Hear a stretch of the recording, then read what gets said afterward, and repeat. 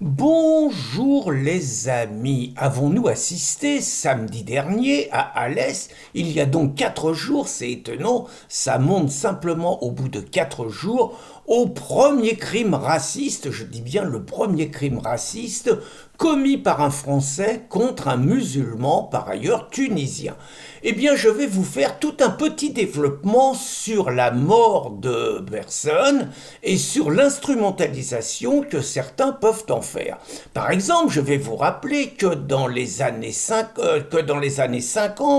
le stalinien André Marty, surnommé le boucher d'Alcacès, une des pires crapules staliniennes qui ait pu exister et pourtant la concurrence était vive, encourageait les chefs communistes à pousser ces hommes à multiplier les provocations et les agressions contre les forces de l'ordre dans l'espoir qu'il y ait un mort et naturellement d'utiliser et d'instrumentaliser ce mort pour la cause et pour faire monter la tension.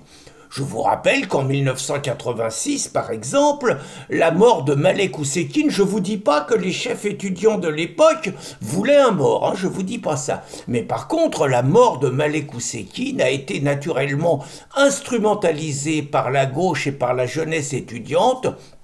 pour faire reculer l'ensemble des réformes que le gouvernement Chirac et Devaquet notamment voulaient mettre en cause. Il y a eu un mort également, un écolo sur une ZAD et tout. Bon, ça n'a pas fermé les foules. Par contre, ce que je peux vous dire, c'est que la gauche et les plus radicaux des musulmans espèrent un mort dans leur camp depuis longtemps suite à des assassinats commis par les soldats d'Allah contre des Français ou suite à des attentats. Par exemple, ils espéraient tant après les attentats de Méra contre l'école juive de Toulouse, contre des militaires à Montauban, ils espéraient tant qu'en représailles, un Français tue un ou plusieurs musulmans dans l'esprit de ce qui s'est passé à Christchurch où, je crois qu'il s'appelait Brenton Tarrant, je crois, a tiré à la mitrailleuse dans une mosquée faisant une cinquantaine de morts. Manque de chance pour eux, après les attentats de Méra, il n'y a rien eu. Ils attendaient, après les attentats de Charlie Hebdo, où je vous rappelle quand même qu'il y a eu 17 à 18 morts après l'épicerie cachère qui a suivi. Ils attendaient également que, scandalisés, il y ait des ratonnades, que les musulmans soient pourchassés dans les rues, qu'il y ait des crimes et tout, pour pouvoir hurler à l'islamophobie, pour pouvoir pointer du doigt l'extrême droite et pour pouvoir dénoncer le racisme supposé des Français. Ils espéraient la même chose quand il y a eu le Bataclan. Il y a eu le Bataclan, là c'était énorme, il y a eu 130 morts, donc tués par un commando de 8 islamistes, de 8 djihadistes, et de la même façon, la France était tétanisée, mais vous remarquerez qu'il n'y a eu absolument aucune représaille massive contre les coreligionnaires des responsables des assassinats. Vous remarquerez qu'à Nice, ça a été la même chose, les Français n'ont pas bougé, les musulmans n'ont pas été agressés, les musulmans n'ont pas été pourchassés, vous n'avez pas vu de scène comme ça. Et puis, un ensemble d'autres situations, des centaines et des centaines de situations où ce sont des Français, le père Hamel, les policiers de Magnanville, les 3 victimes de la cathédrale de Nice, Laura et Morane, Thomas, Philippine, Alexis et nombre d'autres Français assassinés par des musulmans, qu'on dit qu'ils ne sont pas musulmans, qu'on présente comme des déséquilibrés, ou à chaque fois on dit que ça n'a rien à voir avec l'islam et tout. Vous remarquerez donc qu'à chaque fois ça s'est bien passé. Et puis ils ont eu un espoir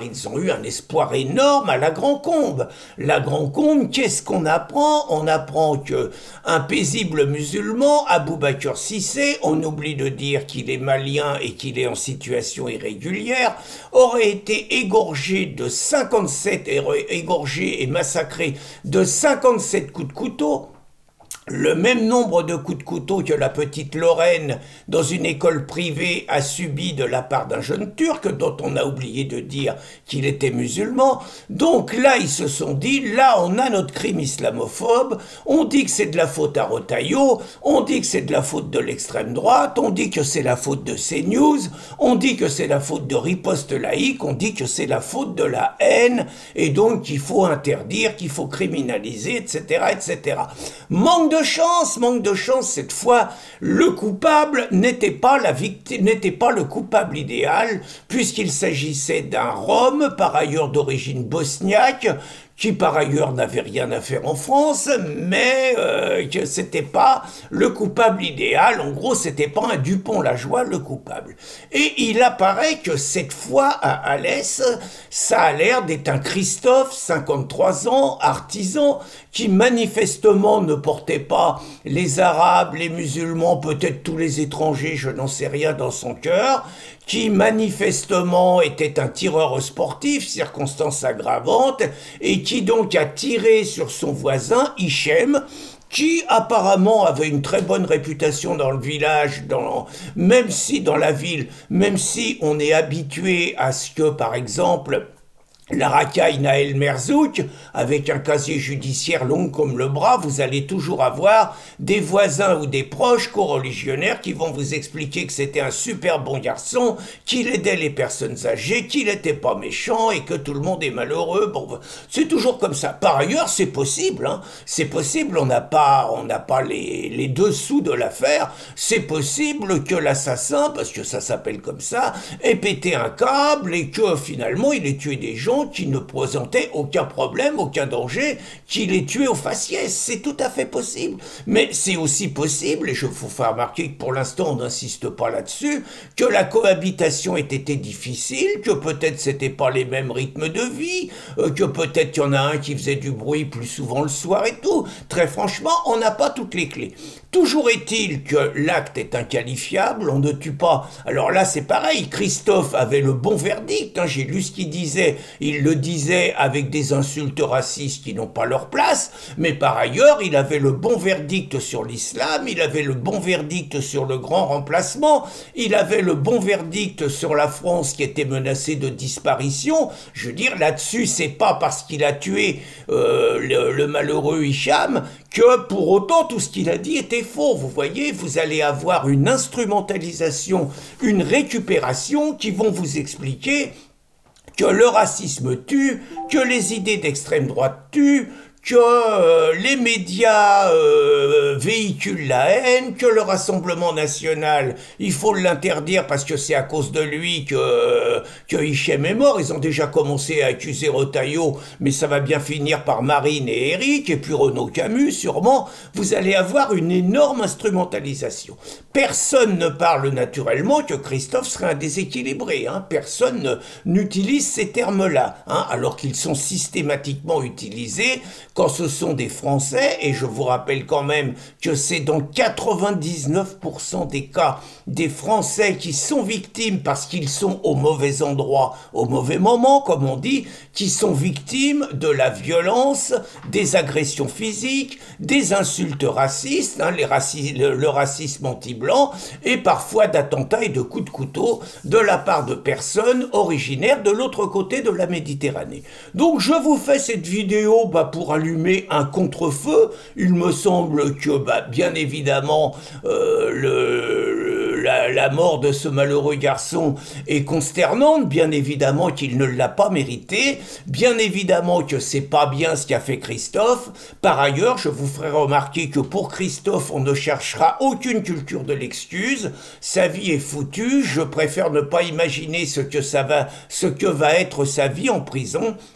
Et je dirais que si des Français sont poussés à de tels actes, si des Christophe en arrivent à commettre des actes aussi inqualifiables, c'est aussi parce que des salopards de politiciens, depuis 40 ans, imposent aux Français des conditions de vie, de cohabitation et de vivre ensemble insupportables, comme ce qu'on a vu lors des émeutes de ce week-end, comme ce qu'on a vu donc dans de nombreuses villes de France, et que les véritables coupables de la la mort d'Hicham, ce sont les immigrationnistes qui imposent aux Français un vivre ensemble dont ils ne veulent pas, qui menacent dangereusement la sécurité de tous et qui menacent tout simplement dangereusement l'avenir de notre pays et la sécurité des nôtres au quotidien. Je pense qu'il fallait que cela soit dit par rapport à l'instrumentalisation qu'il va y avoir autour de cette affaire, parce que enfin,